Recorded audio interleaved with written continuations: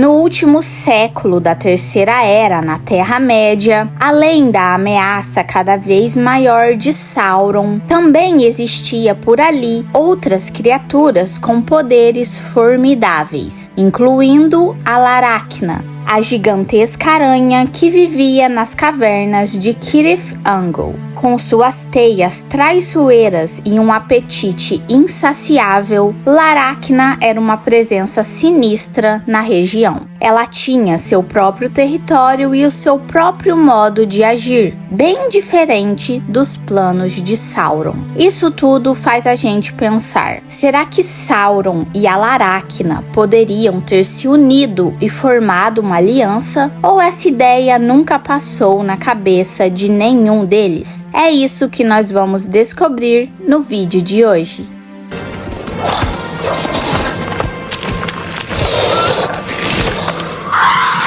Após a queda das árvores, o espírito maligno Ungoliant, que assumiu a forma de uma aranha gigante, veio para a Terra-média se juntar a Melkor, e juntos os dois formaram uma espécie de aliança. Mas em um certo momento dessa jornada, Ungoliant percebeu que Melkor pretendia se livrar dela, e então ela o atacou. E com a chegada dos Balrogs, ela fugiu para o sul de Beleriand. E lá ela viveu por séculos, se multiplicando e deixando para trás centenas de descendentes antes de partir para um lugar desconhecido. A mais poderosa dessas descendentes, que iria viver por muitas eras, foi a sua última filha, Laracna.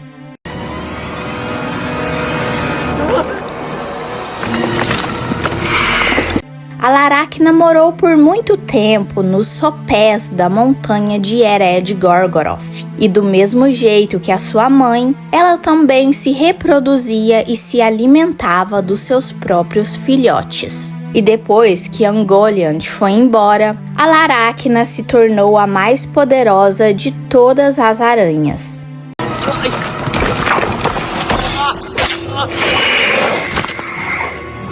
Com o fim da Guerra da Ira, Beleriand, que era a casa da Laracna, foi destruída e então ela teve que se mudar de lá.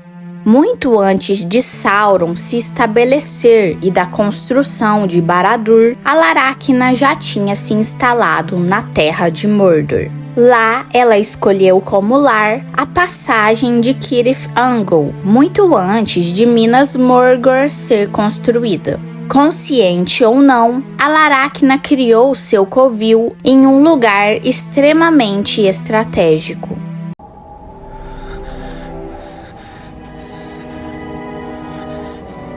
E um local tão importante como esse significava que muitas criaturas, sejam homens, elfos ou orques, habitavam essa área ao longo dos tempos, e a Laracna não tinha restrições quanto à sua alimentação. Ela se alimentava de qualquer ser vivo, incluindo canibalismo na sua dieta.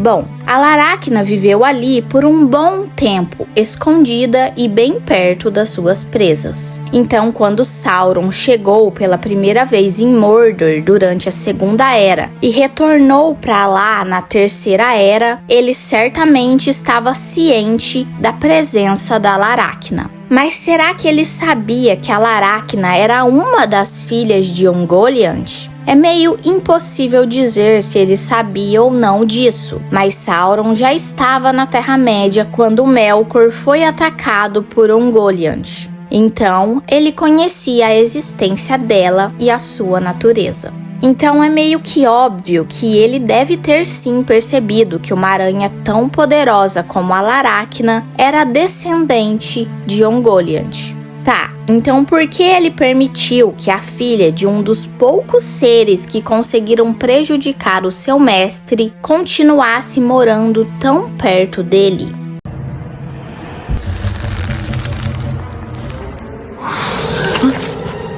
Alaracna, como eu já disse, era filha de Ungoliant, mas muitas das características superiores da mãe não foram totalmente herdadas por ela. E mesmo que nós não podemos classificar a Ungoliant como um Valar ou um Maiar, por exemplo, nós sabemos que ela era um espírito poderoso que desceu ao mundo a partir do vazio, como os Ainur. Só que ao contrário dos outros Ainur que existiam, a Ungoliant podia se reproduzir, mas essas características não foram totalmente passadas para os seus filhos. Então, consequentemente, Alaracna não possuía a mesma magnitude de poder que a mãe dela tinha. Ela não conseguia falar como a mãe e não possuía as capacidades que tanto assombravam o Melkor. Mas ser filha da Ungoliant não era ser completamente desprovida de benefícios. Porque, por exemplo, Alaracna nasceu na Primeira Era e estava sobrevivendo até o final da Terceira Era, o que quer dizer que ela não iria morrer de causas naturais. Nós podemos dizer que ela só podia ser morta se ela morresse de fome, do mesmo jeito que a mãe dela morreu.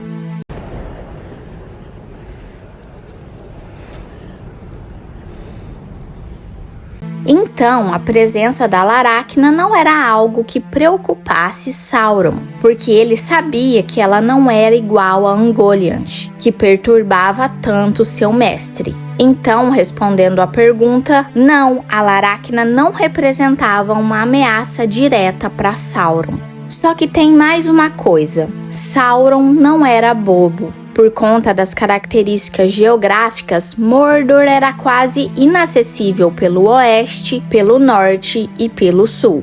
A maior das duas passagens ocidentais, o Portão Negro, era rigorosamente guardada, e a menor, o Vale Morgul, era protegido pelo próprio Rei Bruxo. E a única rota que sobrava era a passagem de Cirith Ungol, mas essa rota era estreita demais para exércitos passarem, só que espiões conseguiam entrar lá, e é aí que a Alaracna entra.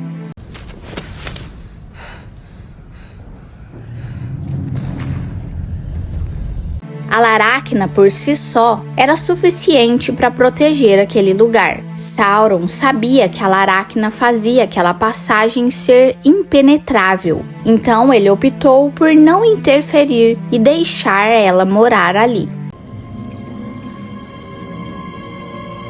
A presença da Alaracna lá beneficiava e muito Sauron. Ele até enviava prisioneiros para ela para mantê-la satisfeita, digamos assim.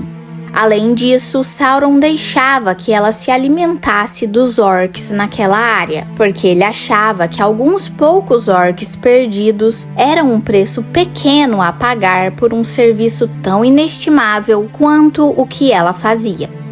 Que cheiro é esse? Fedor de orcs. Os orcs vêm aqui às vezes.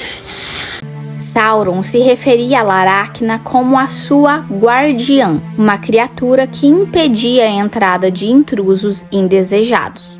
Resumindo, ele permitiu que a Alaracna permanecesse morando lá, então ele não precisava criar uma aliança com ela diretamente, até porque os dois já tinham uma espécie de aliança indiretamente. E os orcs que habitavam aquela área naturalmente a temiam e evitavam o seu covil conforme as ordens de Sauron. O que é isso?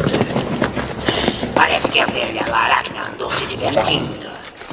Só que é bem improvável que a Alaracna considerasse Sauron como seu mestre. Ela provavelmente não se importava com ele ou com os seus propósitos, porque ela era o governante do seu próprio domínio. E mesmo que a Alaracna não fosse tão grande quanto a Ungoliant, ela era colossal em comparação com as outras aranhas.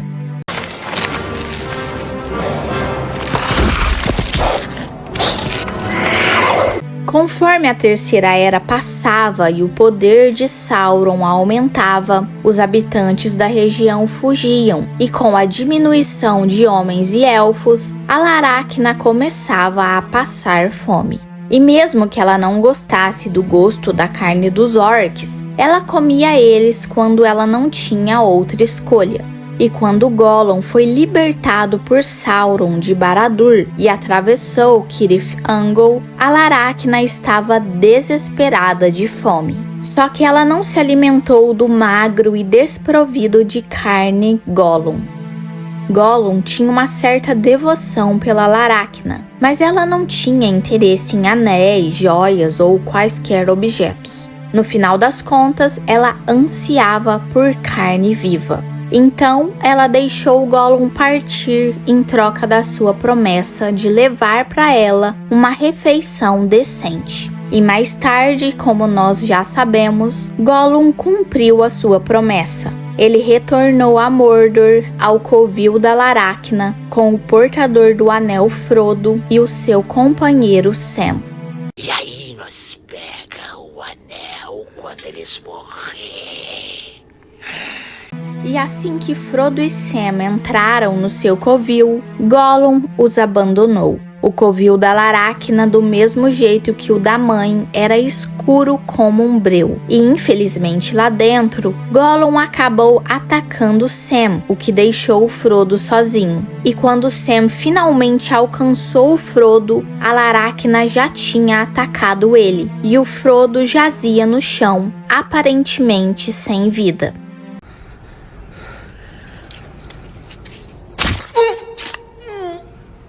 Então, uma luta feroz ocorreu entre o Sam e a Alaracna. Sam conseguiu cortar uma das pernas da aranha com a espada ferroada e mergulhou a lâmina em um dos seus aglomerados de olhos, cegando ela naquele olho.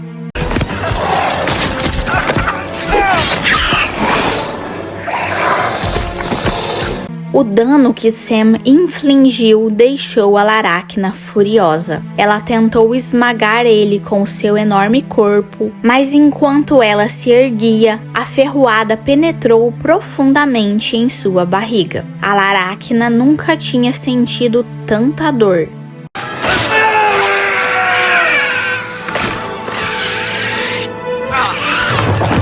Mas ela não fugiu. Ela se preparou para atacar de novo. Então, Sam ergueu o frasco de Galadriel. O frasco começou a brilhar intensamente, e a luz era tão poderosa que fez a Alaracna esquecer temporariamente a dor do ferimento na sua barriga. As lanças de luz perfuraram seu olho ferido e queimaram o seu cérebro com uma dor absurda. E gritando, ela recuou e fugiu para a escuridão.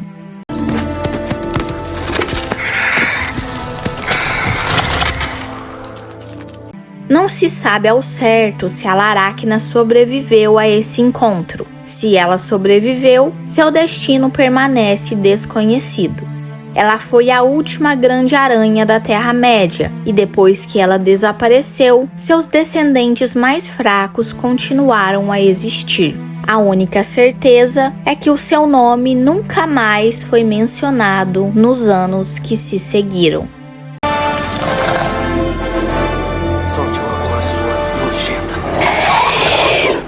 Vocês acham que Sauron fez certo em não se intrometer na vida de Alaracna e deixar ela morando em Mordor para proteger o lugar? Ou vocês acham que se Sauron tivesse se aliado a ela, isso poderia ter evitado a morte de uma das aranhas mais poderosas que já existiu? Me conte aqui nos comentários. Mosquinha teimosa, por que você chora? E não deixe de me falar o que você achou do vídeo de hoje. E por favor, ajude o meu canal a crescer e se inscreva e deixe o seu like para mais conteúdo como esse. Até mais!